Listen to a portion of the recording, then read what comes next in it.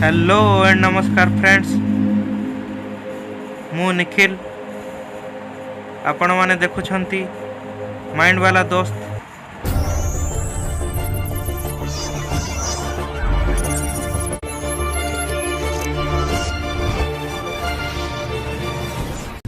सांग माने आज कथा हवा ग्राविटी विषय। ग्राविटी कौन? ब्रह्मांडर चारोटी फंडामेंटल शक्ति थाए। Electromagnetism, the strong nuclear force, weak nuclear force, gravitational force बा ग्राविटी। आर तीनोटी फोर्स विषय अन्य वीडियो रे कथा हवा। एबे ग्राविटेशनल फोर्स बा ग्राविटी विषय कथा हवा। ग्राविटीर अर्थ है महाकर्षण शक्ति। एही शक्ति दुईटी मास वाला ऑब्जेक्ट को बांधी रखी थाए।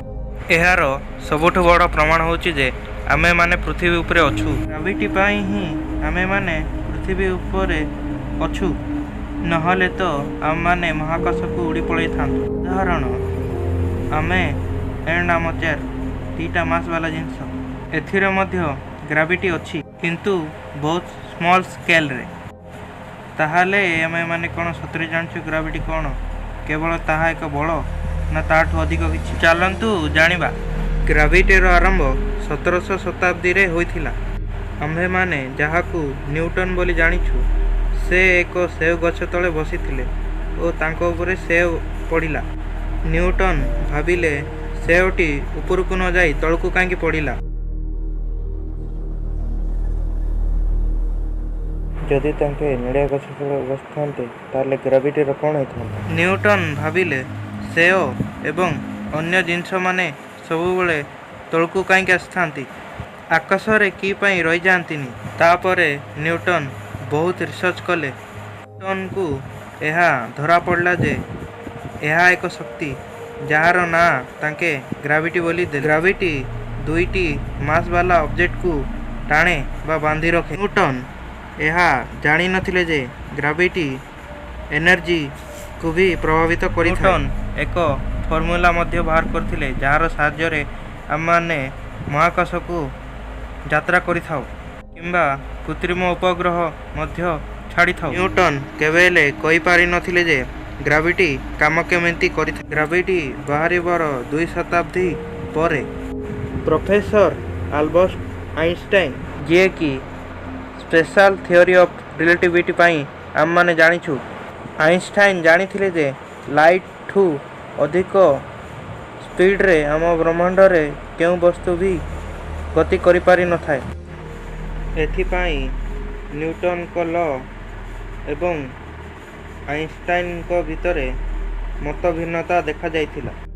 न्यूटन को अनुसार यदि हमर सूर्य जदि सौरमंडल रु गायब हो जाए ताहाले सौरमंडल रे थिबा सबु ग्रह जोठी अछंती सही सीधा सीधा पळेबे महाकाश को।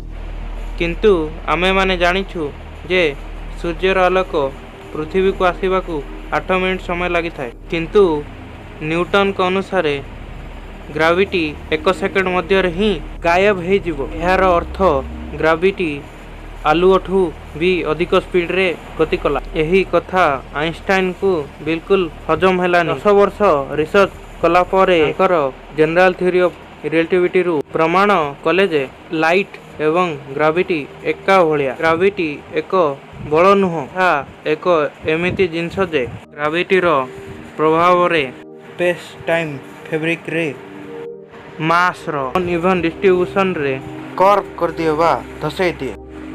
एबे आपण माने पचारिबे स्पेस टाइम कोन एवं एथिरे कर्व केमती पळे आसे। प्रोफेसर अल्बर्ट आइंस्टाइन को अनुसार स्पेस टाइम होची एक विशाल चादर परी, जेउथिरे कि ग्रह नक्षत्र माने निजर मास अनुसार किए अधिक किए कम धसई थांती। उदाहरण स्वरूप ही चादरटी होची स्पेस टाइम एवं यहाँ उपरे बड़ बॉलटी सूर्य परी एवं सान बॉलटी पृथ्वी परी। बड़ बॉलटी अधिक ओजन जोगु चादर को अधिक धसौची एवं सान बॉलटी कम ओजन जोगु चादर को कम घसौची एवं तार चतुर्पार्श्व बुलुची। ଏହିଭଳି ଆମ ସୂର୍ଯ୍ୟ ମଧ୍ୟ ସ୍ପେସ୍ ଟାଇମ୍ ଫେବ୍ରିକକୁ ଅଧିକ ଦର୍ଶାଉଛି ଏବଂ ପୃଥିବୀ କମ୍ ଦର୍ଶାଉଛି। ସେଥିପାଇଁ ପୃଥିବୀ ସୂର୍ଯ୍ୟ ଚାରିପଟେ ଘୁରୁଛି ଏବଂ ଗ୍ରାଭିଟି ଯୋଗୁଁ ଆଲୋକ ନିଜର ରାସ୍ତା ପରିବର୍ତ୍ତନ କରିଥାଏ। ଏହି ବିଷୟରେ ଆମେ ଅନ୍ୟ ଏକ ଭିଡ଼ିଓ ବିସ୍ତାରରେ କଥା ହେବା। ଆଇନଷ୍ଟାଇନ୍ ନିଜର ତଥ୍ୟକୁ ପ୍ରମାଣ କରି ନ୍ୟୁଟନଙ୍କୁ ଭୁଲ ପ୍ରମାଣ କରିଦେଲେ। ଆଜି ପାଇଁ ଏତିକି ସାଙ୍ଗମାନେ, ଦେଖା ହେବ ଆଉ ଗୋଟେ ଭିଡ଼ିଓରେ।